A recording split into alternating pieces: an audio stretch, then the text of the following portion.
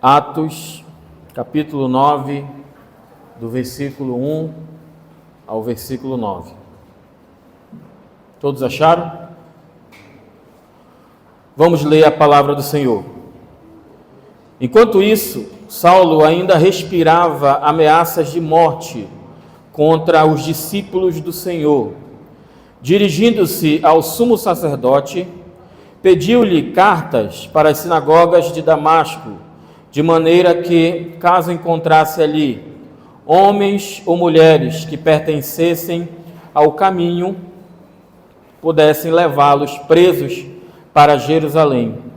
Em sua viagem, quando se aproximava de Damasco, de repente brilhou ao seu redor uma luz vinda do céu. Ele caiu por terra e ouviu uma voz que lhe dizia: Saulo, Saulo, por que você me persegue? Saulo perguntou: Quem és tu, Senhor? Ele respondeu: Eu sou Jesus, a quem você persegue. Levante-se, entre na cidade, alguém lhe dirá o que você deve fazer. Os homens que viajavam com Saulo pararam emudecidos, ouviam a voz, mas não viam ninguém. Saulo levantou-se do chão e, abrindo os olhos, não conseguia ver nada. E os homens os levaram pela mão até Damasco. Por 3 dias ele esteve cego, não comeu nem bebeu.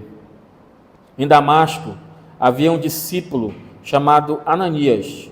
O Senhor o chamou numa visão. Ananias, eis-me aqui, Senhor, respondeu ele. O Senhor lhe disse: Vá à casa de Judas, na rua chamada direita, e pergunte por um homem de Tarso chamado Saulo. Vamos ler até aqui.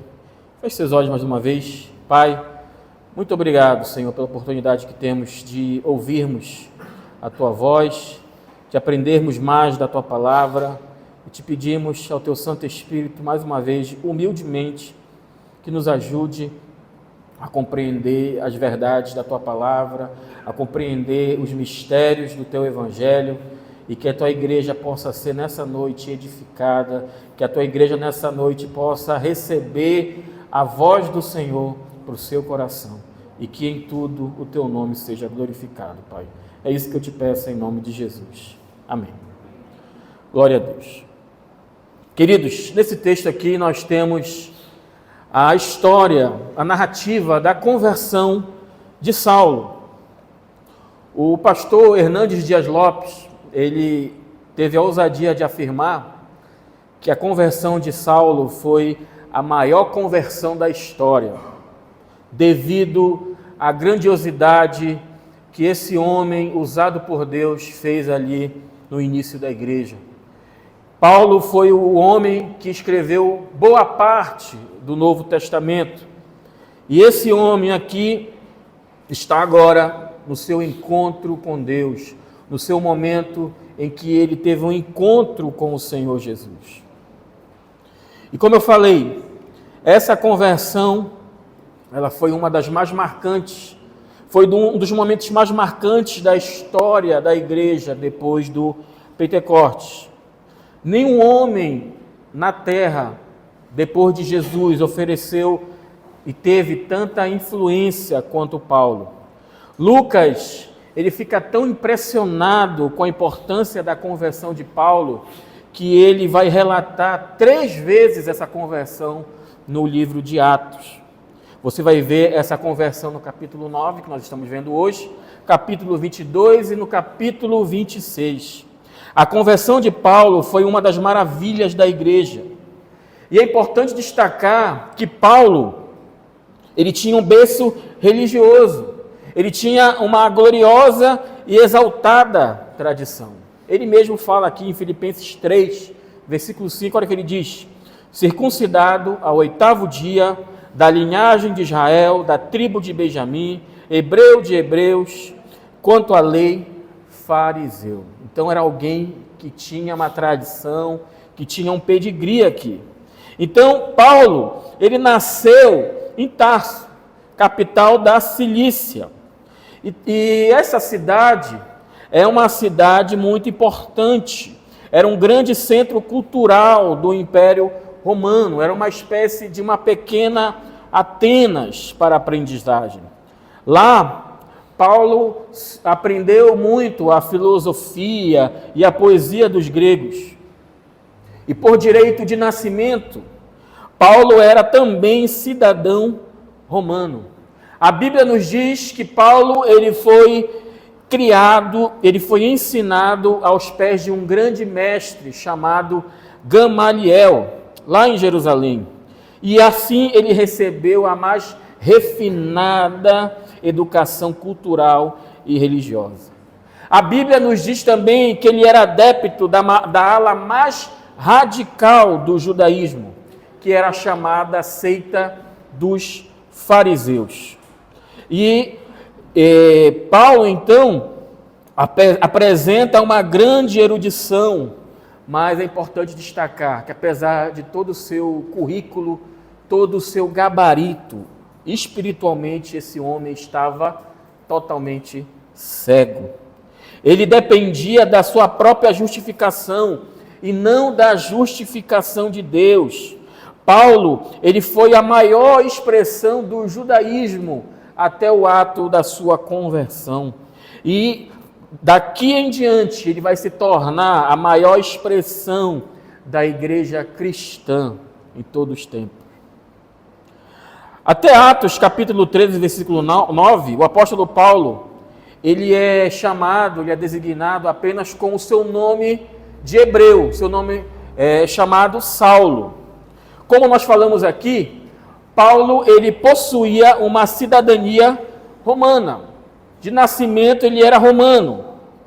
Então, desde o início, também ele usava o seu nome romano, que era Paulo. E Paulo significa o quê? Pequeno. Então, ele usava os dois nomes, o nome judaico, Saulo, e o seu nome romano, que era Paulo. Bem, Paulo aqui, nos versículo 1 e versículo 2, ele vai se apresentar ainda como o perseguidor da igreja. E essa conversão aqui de Paulo, ela é uma evidência muito grande da graça soberana de Cristo. Paulo, ele não se decidiu por Cristo. Ele estava indo para Damasco para matar os cristãos. Foi Cristo que se decidiu por ele. Paulo estava perseguindo os discípulos de Cristo e Cristo estava perseguindo a Paulo. Foi Cristo aqui quem se decidiu por ele. Na verdade, tudo que Paulo pensa aqui é dominado pelo seu desejo de matar, de aniquilar e de exterminar os seguidores de Jesus. Munido de cartas do sacerdote, ele vai para Damasco. O texto diz que ele está respirando ameaças e morte, com o objetivo de prender homens e mulheres cristãos e levá-los amarrados para Jerusalém. Vale destacar que no momento da sua conversão, Paulo, ele não estava no templo, ele não estava na sinagoga, nem em uma região de cristãos. Ao contrário, ele estava no caminho para perseguir esses crentes. Às vezes, a graça de Deus, ela opera em nós quando nós estamos mergulhados, quando nós estamos fervorosamente empenhados no pecado e no mal. Mas a graça de Deus, ela vem assim, dessa forma, e nos alcança. Como alcançou a vida de Paulo. A Bíblia chama Paulo, antes da sua conversão, de uma fera selvagem. Vamos ler novamente aqui o versículo 1. Enquanto isso, Saulo ainda respirava ameaças de morte contra os discípulos do Senhor, dirigindo-se ao sumo sacerdote. O texto diz que ele respirava ameaças homicidas. E no capítulo anterior, no capítulo 8, Lucas retrata Saulo como esse perseguidor dos crentes lá em Jerusalém. Agora, ele vai formar uma descrição ainda mais temível de Paulo no seu estado pré-conversão. Tudo que Paulo pensa, diz e faz é dominado pelo seu desejo de aniquilar os seguidores de Jesus. É importante destacar, queridos, que a palavra aqui usada, respirar, no grego, ela não se refere a expirar, mas inspirar, tá? Então, a inspiração como ameaça de morte e destruição, pode soar estranho, mas a ideia aqui é que Paulo estava no seu intento de prosseguir em sua perseguição contra os crentes em Jesus. E aqui Lucas compara Paulo como uma fera selvagem, como uma espécie de um touro que antes de avançar na sua vítima, ele faz aquela inspiração, ele coloca a sua pata ali sobre o chão. Era assim a atitude de Paulo. Ele inspirava morte e perseguição. Essa é a imagem que Lucas dá para descrever sobre a intensidade da hostilidade que Saulo tinha sobre os cristãos. Em suas próprias palavras, lá no capítulo 26, versículo 11, Paulo ele diz assim, que ele estava demasiadamente enfurecido. Ele apartou-se do seu mentor Gamaliel, porque Gamaliel havia dado um conselho para os membros do Sinédrio judaico. O que ele disse? Se essa obra que está acontecendo for de Deus, nada pode impedir, e nós não devemos impedir ela de acontecer. Então Gamaliel havia dado esse conselho para o Sinédrio, e Paulo se apartou desse conselho e continuou a perseguição à igreja do Senhor. Todo o ser de Paulo estava concentrado na destruição e no homicídio. E Paulo, ele confessa que ele foi responsável pela morte de Estevão, que ele foi responsável pela morte de muitos crentes. E tudo isso aconteceu para que se cumprisse as palavras de Jesus, lá no Evangelho de João, capítulo 16, versículo 2. Ele diz que todo o que vos matar julgará com isso tributar culto a Deus. Na cabeça de Saulo, a perseguição aos crentes, matar os crentes, arrastá-los a Jerusalém, tudo isso, ele estava cultuando a Deus, estava fazendo um serviço para Deus. Era isso que se passava na mente daquele homem. E ele ficou insatisfeito. Por quê? Ele estava em Jerusalém, havia prendido muitos crentes em Jerusalém. E ele não ficou satisfeito, então ele começa a ir às cidades longínquas, como é Damasco. Damasco ficava em outro país, ficava na Síria.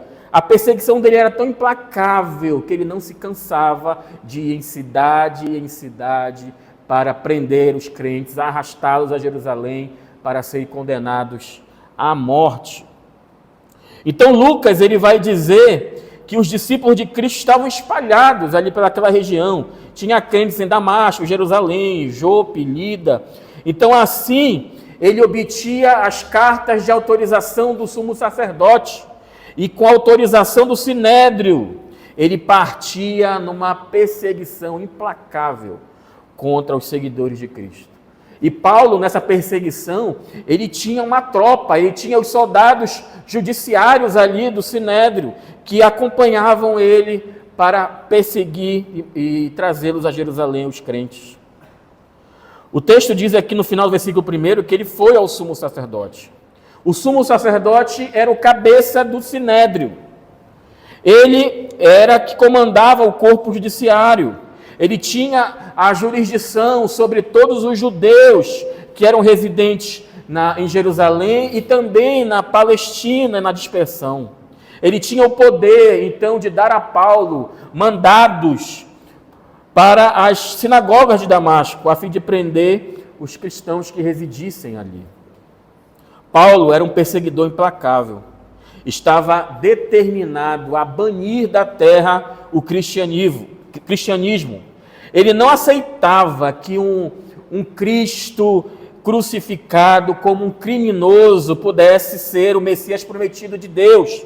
Ele não acreditava que os cristãos anunciassem a mensagem de um homem que foi pendurado numa cruz. Ele não acreditava que uma pessoa pregada na cruz, considerada maldita, pudesse ser o Salvador do mundo. Paulo mesmo dá esse testemunho ao rei Agripa, que é um dos relatos da conversão. Atos 26:11 diz assim: muitas vezes os castiguei por todas as sinagogas, obrigando-os até a blasfemar, e demasiadamente enfurecido contra eles, mesmo por cidades estranhas, os perseguia. Paulo, ele confessa também que estava por detrás do apedrejamento de Estevão. Ele mesmo testemunha, Atos 22:20. Quando se derramava o sangue de Estevão, tua testemunha, eu também estava presente, consentia nisso e até guardei as vestes dos que o matavam. Então Paulo estava por detrás de toda essa grande perseguição. A igreja em Jerusalém foi duramente perseguida por Saulo e muitos cristãos fugiram, mas fugiram pregando o evangelho. Alguns deles, escapando da perseguição, foram então para os lugares mais longínquos, como era Damasco. E agora, Paulo chegou lá. Ele era implacável. Ele foi lá onde o pessoal estava escondido. E lá em Damasco, os historiadores dizem que havia entre 30 a 40 sinagogas.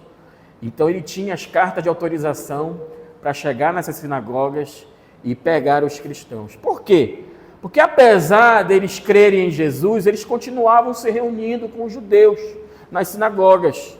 E ali, então, o líder da sinagoga, ele dizia, olha, aquele rapaz ali, ele segue a Jesus.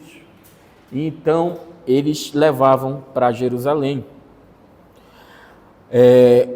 Jerusalém e Damasco, a diferença é em volta de 230 quilômetros de distância. Então, a viagem, ela levava aproximadamente uma semana. Então, apesar da Bíblia não dizer que eles foram a cavalo, provavelmente eles foram de cavalo nessa viagem. Os únicos companheiros de Paulo na viagem a Damasco foram os representantes, foram aquela força policial do Sinédrio. E a cidade de Damasco é uma das cidades mais antigas do mundo. Então, Paulo, dessa forma, ele chega a Jerusalém, não apenas sozinho, mas com um exército, com uma força policial para arrastar os crentes de lá. Versículo 2, vamos ler novamente. Pediu-lhes cartas para as sinagogas de Damasco, de maneira que, caso encontrasse ali homens ou mulheres que pertencessem ao caminho, pudessem levá-los presos para Jerusalém. Damasco era uma cidade que fornecia residência para um grande número de judeus, tanto que durante séculos Damasco ela possuía um bairro judeu. Consequentemente, era comum ali naquela cidade haverem muitas sinagogas, como eu falei anteriormente. Era em torno de 30 a 40 sinagogas.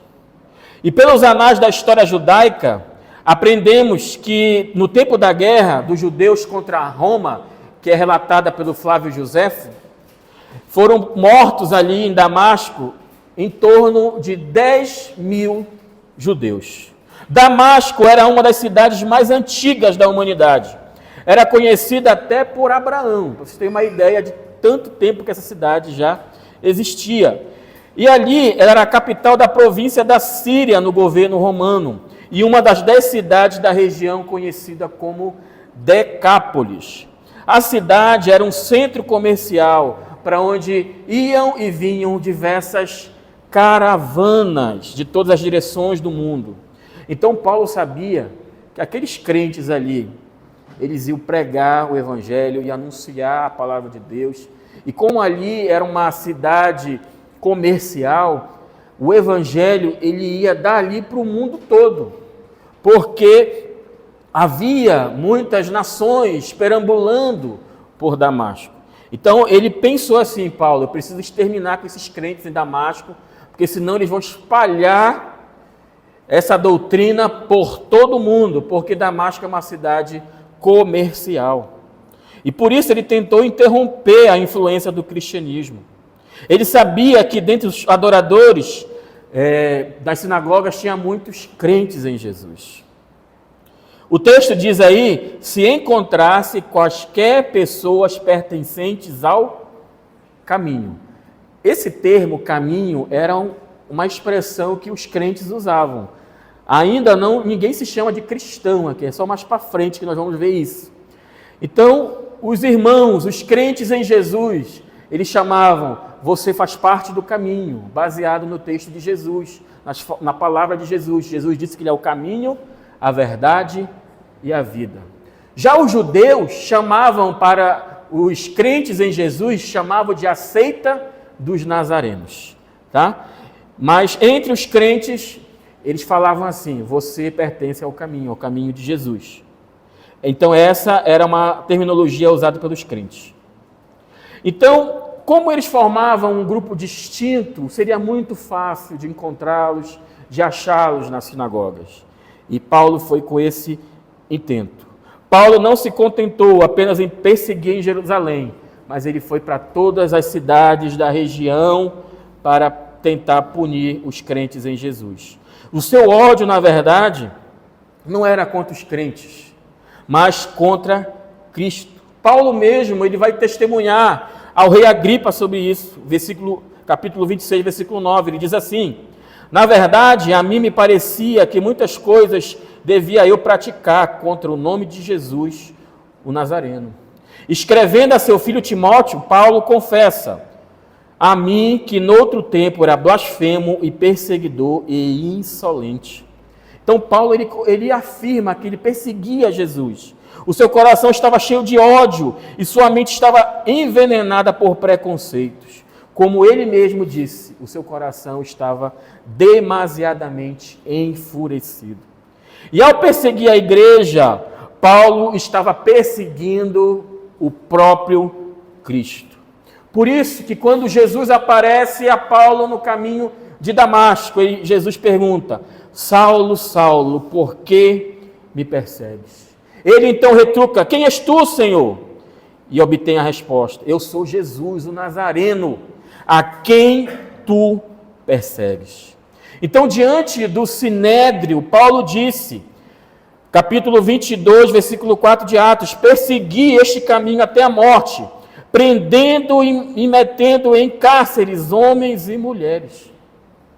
E ao ouvir a pregação de Paulo, logo após a sua conversão, depois os crentes lá de Damasco, eles vão falar, mas olha, esse daí não era o perseguidor da igreja. Capítulo 9, versículo 21, não é este o que exterminava em Jerusalém aos que invocavam o nome de Jesus e para aqui veio precisamente com o fim de os levar amarrados aos principais sacerdotes? Então, os irmãos de Damasco ficaram assustados quando Paulo vinha com o objetivo de arrastá-los a Jerusalém e ali mudou completamente, já estavam crentes em Jesus. A partir do versículo 3, nós já temos o Paulo, já temos o crente convertido em Jesus Cristo. Vamos ler o versículo 3. Em sua viagem, quando se aproximava de Damasco, de repente brilhou ao seu redor uma luz vinda do céu. Então aqui nós temos a conversão de Saulo. Como eu já falei para vocês, em Atos tem 3 relatos que descrevem a conversão de Paulo na estrada de Damasco. Todos eles trazem um tema em comum. Qual é esse tema? Paulo viu Jesus que lhe falou na estrada de Damasco. Mesmo assim, todos esses 3 relatórios que há em Atos diferem no seu modo de escrita. Podemos explicar as diferenças considerando o propósito, o ambiente e as pessoas que estão ouvindo. Por exemplo, o primeiro que nós estamos ministrando hoje é o relato histórico da conversão de Paulo. O segundo é apresenta Paulo se dirigindo a uma multidão de judeus enraivecidos em Jerusalém. E o terceiro discurso é Paulo tentando persuadir o rei Agripa a tornar-se um cristão. Então são 3 contextos diferentes, tá? Então ele chamou Paulo para ser um dos seus apóstolos, e assim o fez fora das fronteiras de Jerusalém. Jesus teve essa preocupação de separar Paulo do judaísmo. Isso quer dizer que Jesus tomou Paulo como todo o seu preparo, com todo o seu conhecimento das Escrituras, o seu desejo de promover o judaísmo e o seu zelo pela tradição. Paulo vai abandonar tudo isso para seguir ao Senhor. Então ele o transformou a fim de que Paulo, com seus talentos, capacidade e entusiasmo, se tornasse um instrumento que servisse à causa de Cristo. E é isso que vai acontecer. É importante destacar também que Paulo, ele não se converteu, ele foi convertido. E nós também, nós não nos convertemos a nós mesmos, mas o nosso Senhor nos alcançou e nos trouxe. Não foi nós que aceitamos a Jesus, mas foi Ele que nos aceitou. Não foi nós que escolhemos a Ele, mas foi Ele quem nos escolheu. Amém? A causa da conversão de Paulo foi a graça soberana de Cristo. O apóstolo não se decidiu por Cristo, ele estava perseguindo a Cristo. Foi Cristo quem se decidiu por ele. Paulo estava caçando os cristãos para prendê-los, e Cristo estava caçando Paulo para salvá-lo. Não era Paulo que estava buscando a Jesus, era Jesus quem estava buscando a Paulo. A salvação de Paulo não foi uma iniciativa dele, foi uma iniciativa de Jesus. Não foi Paulo quem clamou por Jesus, foi Jesus quem chamou por Paulo. A salvação, queridos, é obra exclusiva de Deus. Não é o homem que se reconcilia com Deus, é Deus que está, através da pessoa de Jesus Cristo, reconciliando a humanidade com Ele. Não fomos nós que aceitamos a Jesus, mas foi Ele que nos aceitou e nos chamou para a sua glória. Paulo não é salvo pelos seus méritos, ele é uma fera selvagem, ele é um perseguidor implacável, ele é um assassino insensível. Os seus predicados religiosos, nos quais confiava que ele era circuncidado, fariseu, hebreu de hebreus, da tribo de Benjamim, tudo isso ele considerou esterco aos olhos de Deus. A nossa justiça, queridos, não passa de trapos de imundícia.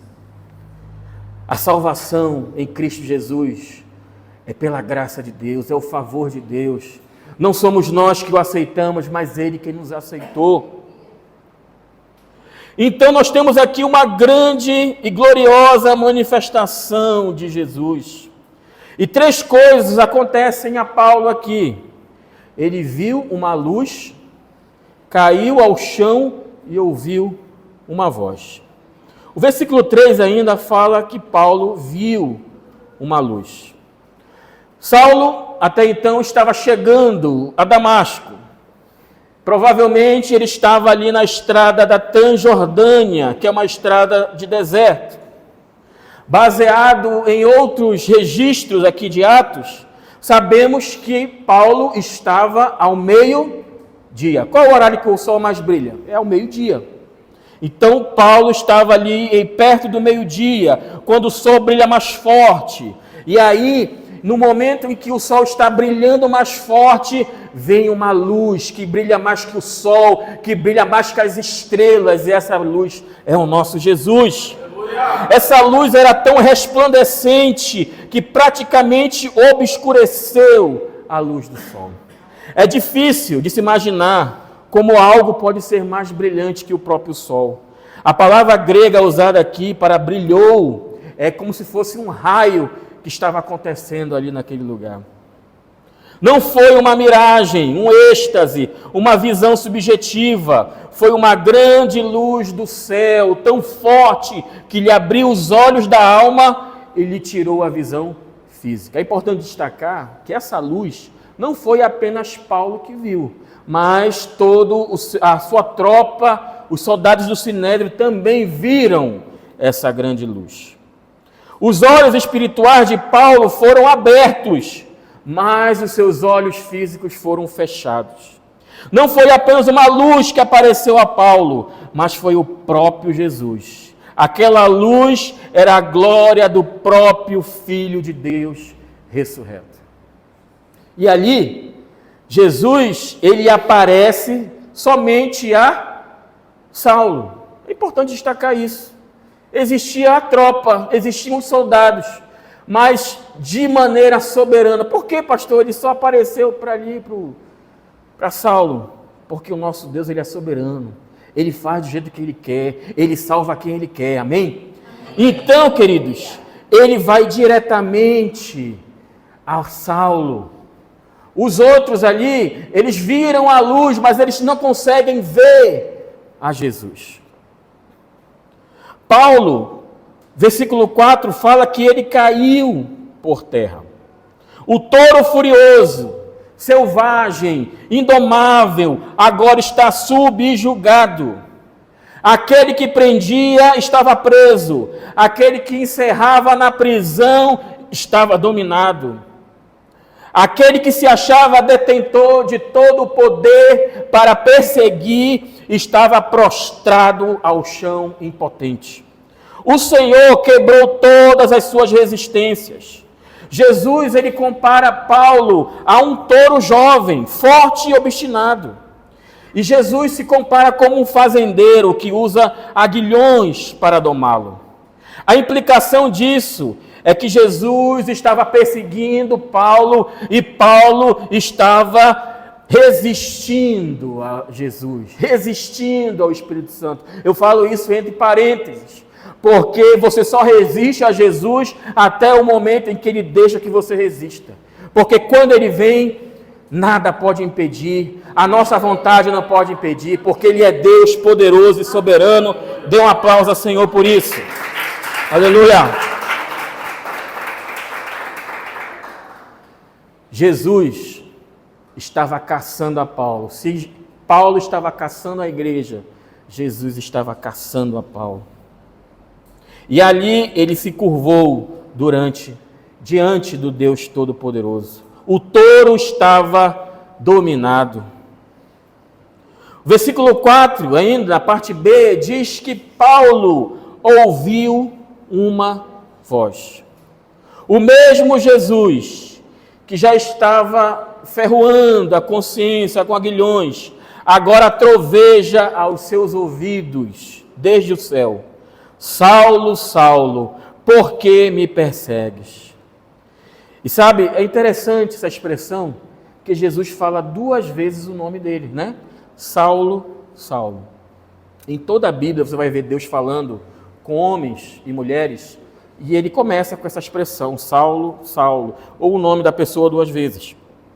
Por exemplo, quando Deus chamou Abraão no Monte Moriá, que ele estava pronto a sacrificar o seu filho Isaque, no momento em que ele iria fazer aquele sacrifício, Deus chama o nome, Abraão, Abraão, não estendas a mão sobre o rapaz e nada lhe faças, pois agora sei que temes a Deus, porquanto não me negaste o filho, o teu único filho.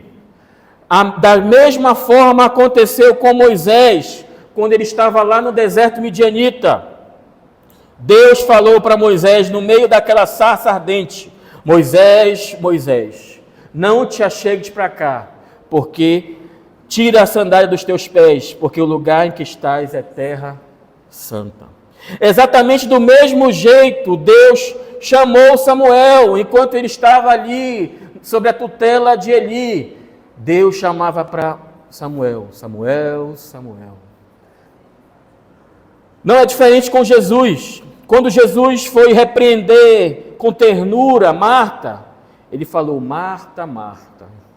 Jesus também, quando chorou por Jerusalém, ele disse: Jerusalém, Jerusalém, quantas vezes eu reuni os teus filhos como a galinha junta os seus pintinhos debaixo das asas, e vós não o quisestes. Quando Deus queria falar com o seu povo, quando Deus queria falar com seus filhos, ele repetia então o nome 2 vezes. Então Saulo, entendedor da palavra, entendedor do Antigo Testamento, sabia que aquele que estava falando com ele era um ser divino, era o próprio Deus que estava falando. E Jesus falou para ele, não está aqui nesse relato, mas está lá no capítulo 26, versículo 14, Jesus disse para Paulo: dura coisas te é recalcitrares contra os aguilhões. Essa frase aqui é um provérbio grego clássico.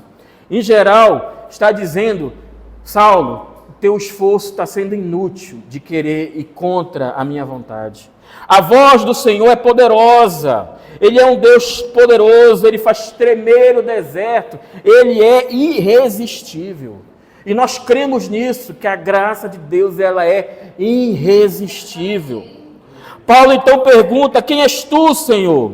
Ele responde: eu sou Jesus, o Nazareno, a quem tu persegues. O mesmo Paulo que perseguia Jesus, agora chama Jesus de Senhor. Ele se curva, ele se prostra. O boi selvagem, o touro indomável, agora está subjugado. Não há salvação sem que o pecador se renda aos pés de Jesus. Uma humilde entrega de Paulo acontece aqui. E talvez você possa pensar: para fulano não tem mais jeito. Eu quero dizer para você que não há impossíveis para Deus. O homem aqui, em que até os crentes em Jesus poderiam pensar: esse aqui não tem jeito. Esse aqui é um perseguidor implacável. Esse aqui nunca vai virar crente. Mas Jesus, Ele é poderoso e a sua graça é irresistível. Amém? É importante destacar aqui que somente Paulo ouviu e entendeu a voz de Deus. Por quê? Nesse relato não diz, mas em outro relato de Atos, a Bíblia nos diz que quando Jesus fala com Saulo, ele fala em hebraico. Ele fala: Saulo, Saulo, por que me persegues? Fala em hebraico. E os judeus, na época de Jesus, já não sabiam mais o hebraico. Apenas aqueles judeus que mergulhavam no conhecimento das Escrituras. Esses conheciam. Mas, em geral, a população não conhecia. Então, aqueles soldados ali do Sinédrio não conheciam mais a língua dos hebreus. Por quê, pastor? Lembra que os judeus ficaram 70 anos no cativeiro babilônico. E durante esses 70 anos, eles não ensinaram mais os seus filhos o hebraico. Mas a língua que eles começaram a ensinar foi o aramaico. Então, os judeus, na época de Jesus, a sua grande maioria, eles falavam em aramaico, que era a língua dos babilônicos. Amém? Então, vamos destacar alguns pontos aqui. Versículo 5. Vamos ler novamente, por favor? Saulo perguntou: quem és tu, Senhor? Quem és tu, Senhor? Então, Paulo reconhece que Jesus é o Senhor. Aquele a quem ele resistira, aquele a quem ele estava perseguindo, agora ele reconhece que Jesus Cristo é o Senhor. Eu quero dizer para você que talvez hoje os homens possam negar a Jesus. Talvez hoje as pessoas não possam afirmar que Jesus é o Senhor, mas a Bíblia diz que no grande dia do Senhor, a Bíblia diz que todo joelho se dobrará e toda língua confessará que Jesus Cristo é o Senhor. Dê um forte aplauso ao Senhor por isso. Aleluia! Então Paulo começa a acreditar. Ele crê agora que Jesus ressuscitou dentre os mortos, que Ele verdadeiramente é o Messias, que Ele verdadeiramente é o Filho de Deus. Aquela luz brilhou na sua alma, iluminou o seu coração, tirou as escamas dos seus olhos espirituais. Paulo reconhece então que é pecador. Ele toma conhecimento que o seu zelo religioso não agradava a Deus. Na verdade, ele estava desagradando o próprio Deus. Ele reconhece que é o maior de todos os pecadores. Ele reconhece que está perdido e que precisa de salvação. Não podemos fazer outra coisa senão engrandecer a graça de Deus, que teve misericórdia de um fanático religioso, enfurecido como Saulo de Tarso, e de criaturas tão orgulhosas que muitas vezes nós somos também. Paulo, ele reconhece que precisa ser guiado pelo Senhor. Atos capítulo 22, versículo 10, tem uma informação que não está também aqui no capítulo 9, mas Paulo, ele compartilha ali para os judeus em Jerusalém. Ele diz que após esse encontro com Jesus, ele pergunta: que farei, Senhor? Então aqui, a autossuficiência de Paulo acaba no caminho de Damasco.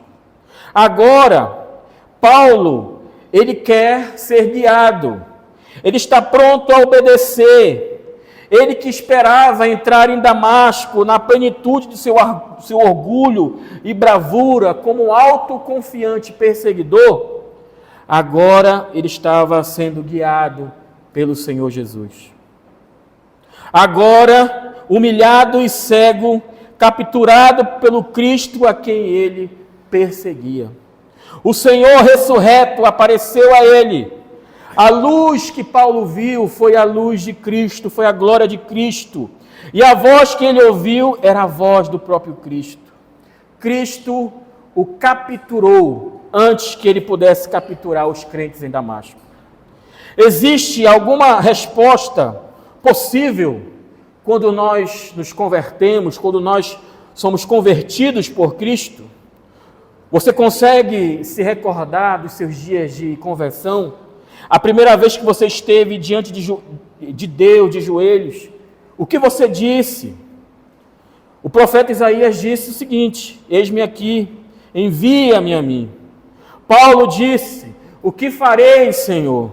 O que o Senhor quer que eu faça? Após a nossa conversão, querido, as nossas prioridades mudam. Após a nossa conversão, o que nos importa é fazer a vontade daquele que nos salvou, é fazer a vontade do nosso Senhor, Jesus Cristo. Então, queridos, Paulo vai ser agora conduzido por Cristo. Versículo 7. Os homens que viajavam com Saulo pararam emudecidos, ouviam a voz, mas não viam ninguém. Como eu já disse aqui, os homens que acompanhavam Paulo podiam testemunhar que viram uma luz intensa que brilhou ao redor deles. E não foi apenas Paulo que caiu por terra, mas também os soldados caíram por terra. Aqueles que ouviram uma voz, porém, não compreenderam o que dizia, e que não viram também ninguém. Como eu já disse, a voz era em hebraico, e eles não conheciam, então não entenderam. E também Jesus não apareceu a todos eles, apareceu somente a Paulo. Esses homens ficaram emudecidos, ficaram cheios de medo, porque eles viram uma luz brilhante no grande sol do meio-dia. Ouviram o som de uma voz, porém não foram capazes de compreender que Jesus apareceu a Paulo para levá-lo à conversão, levá-lo ao arrependimento, levá-lo à fé. Aliás, o termo emudecido aqui, ele subentende também que eles estavam trêmulos de medo. Eles ouviram uma voz, porém não sabiam de onde vinha essa voz e quem era que estava falando. De passagem aqui, eu cito algo interessante que está na história da igreja, um dos pais da igreja, que é o Policarpo. Existe um relato que, no momento que Policarpo é levado à arena do Coliseu para ser devorado pelos animais, pelos leões, pelos touros, alguns irmãos que estavam presentes ali, eles dizem o seguinte, que eles ouviram uma voz que dizia para Policarpo o seguinte: ser forte, Policarpo, e ser homem. E ninguém viu quem falava, porém nossos amigos que ali estavam ouviram a voz. Então Policarpo ouviu uma voz de Deus, Jesus falando com ele, e outras pessoas também ouviram aquela voz no momento em que ele estava prestes a morrer. Os companheiros de viagem de Paulo não viram ninguém, porém ouviram um som que não podiam explicar. Por outro lado, Paulo viu Jesus, ouviu a sua voz, compreendeu a sua voz. O que Jesus havia falado para ele? Levanta-te e vai até a cidade, entra na cidade de Damasco. É importante destacar aqui que Paulo, ele não teve uma visão de Cristo, mas o próprio Filho de Deus apareceu a ele no caminho de Damasco. Há uma diferença, queridos, entre visão e uma aparição. Aqui Jesus apareceu. Vamos ver um exemplo de uma visão. Vamos fugir aqui do texto rapidinho. Vai lá para Daniel, capítulo 10. Daniel, capítulo 10, versículo 7. Tem algo interessante aí para nós analisarmos.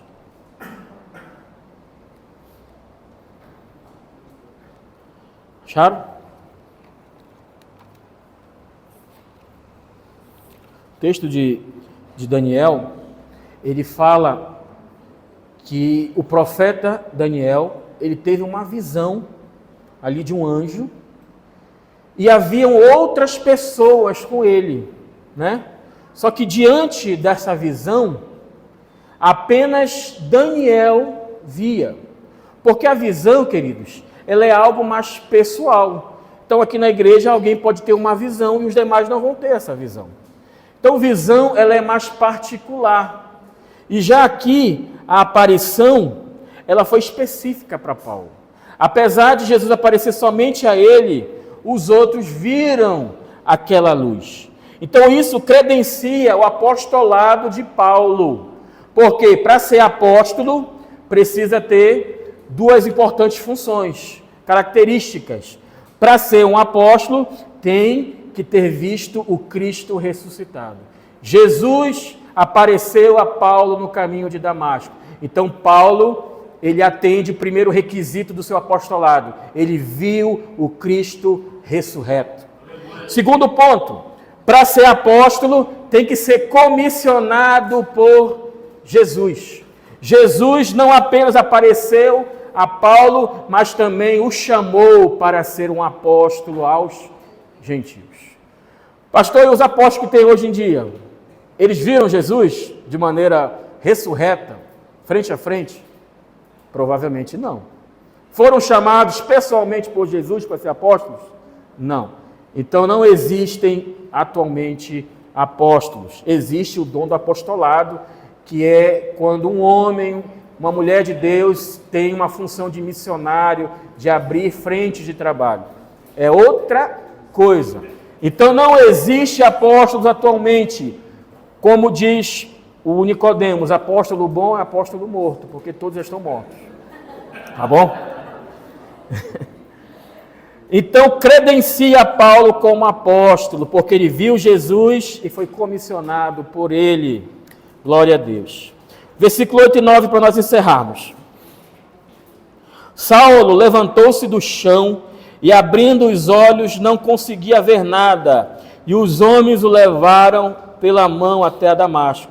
Por 3 dias ele esteve cego, não comeu nem bebeu. Somente Paulo compreendeu a mensagem de Jesus, e somente ele ficou cego pelaquela luz.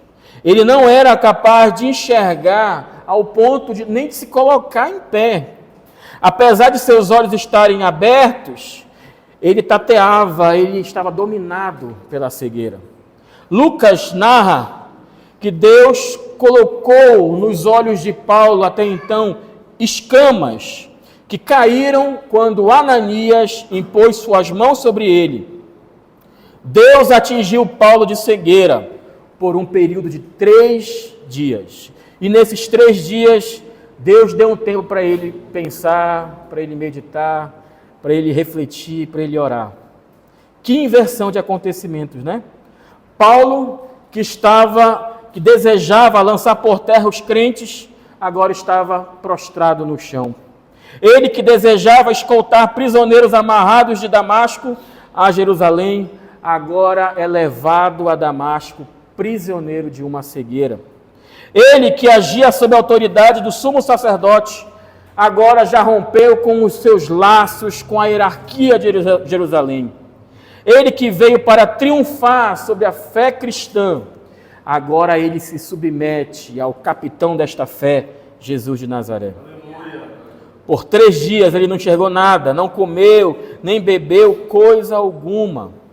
3 dias na escuridão, 3 dias de fome e sede, 3 dias para Saulo meditar no que havia acontecido com ele na estrada de Damasco. Num instante, a vida de Saulo sofreu uma reviravolta pelo poder do Espírito Santo. O mundo foi virado do avesso e todos fomos transformados pelo grande testemunho deste homem de Deus. Separado da sociedade por essa cegueira, ele ficou sozinho por 3 dias. Paulo teve tempo de lidar com a maior crise da sua vida, que foi a sua conversão. Note aqui o simbolismo. Paulo ficou cego durante 3 dias. 3 dias em confinamento solitário. Ele é crucificado com Cristo. E os 3 dias de escuridão são como os 3 dias do túmulo. Os 3 dias que Jesus passou ali no túmulo. E note-se o contraste entre luz e trevas no relato da conversão de Saulo. Em cegueira espiritual, ele vê Jesus radiante diante da sua luz e glória. E fisicamente cego, Paulo ora e começa a enxergar espiritualmente. Durante 3 dias, nada comeu e nada bebeu. Ele jejuava em virtude da perturbação emocional em que ele havia passado. Em arrependimento e fé, ele buscava reconciliar-se com Deus. E assim ele orava sinceramente. Antes ele estava acostumado com orações formais. Agora, convertido, ele faz uma oração com fervor. Vemos um gradual desenvolvimento da conversão e do chamamento de Paulo. Na sua solidão, ninguém lhe proclamou o Evangelho, até que Ananias, enviado por Jesus, deu a ele as boas-vindas na comunidade cristã. Imagine, o Espírito Santo chegou para Ananias: olha, Ananias, vai lá com Saulo. Aí Ananias pensou: meu Deus, tu quer que eu morra já, Jesus? Está cedo ainda. Era o maior perseguidor, ele temeu ir ao encontro. Mas Jesus disse que ele agora era um vaso escolhido do Senhor. Saulo foi escolhido de Jesus para cumprir o programa de Deus descrito em Atos 1:8. O que diz Atos 1:8? Vocês serão minhas testemunhas em Jerusalém, Samaria, Judeia e até os confins da terra. A igreja ainda não havia alcançado os confins da terra, mas Deus está levantando um homem, o apóstolo Paulo, que será chamado de apóstolo dos gentios. Ele será responsável de levar a palavra de Deus, a mensagem de salvação a todos os povos da terra. E se hoje nós temos acesso à palavra de Deus, à pregação da palavra, à salvação em Cristo Jesus, foi também através deste homem chamado Paulo. Ele foi o maior missionário de sua época e o maior escritor do Novo Testamento. Fique de pé. Para nós encerrarmos, eu volto à pergunta de Jesus a Saulo. Saulo, por que me persegues? Essa pergunta, queridos, ela revela que Jesus e a igreja são um. Revela que Jesus é o cabeça e que Cristo é o corpo. Quem persegue a igreja, persegue a Jesus, pois Cristo e a igreja são um. Então, queridos, nós estamos unidos no corpo místico de Cristo. Nós fazemos parte desse corpo de Jesus. E quem mexe com o Filho de Deus está mexendo com o próprio Deus. E Paulo nos mostra que não há impossíveis para Deus. Agindo Deus, quem impedirá? Talvez você tenha orado por algum parente, talvez você tenha orado por algum amigo, alguém que ainda não teve um encontro com Jesus, alguém que ainda não confessou Jesus como Senhor e Salvador. Se Jesus foi capaz, se Jesus, ele trouxe o maior perseguidor da igreja, que foi Saulo, ele nos mostra que não há impossíveis para ele. Jesus, ele pega o maior pecador, ele pega aquele que está mergulhado no pecado e o transforma em um vaso de honra para a sua glória. Ele diz que onde abundou o pecado, superabundou a graça de Deus. Então não desista de orar pelos seus parentes, pelos seus irmãos, as pessoas que estão próximas a você, porque a graça de Deus vai alcançar. A misericórdia de Deus vai perseguir essa pessoa. E Deus vai te usar como um canal para isso. Feche seus olhos nesse momento. Vamos cantar uma canção. Você pode começar a orar. Pedir ao Senhor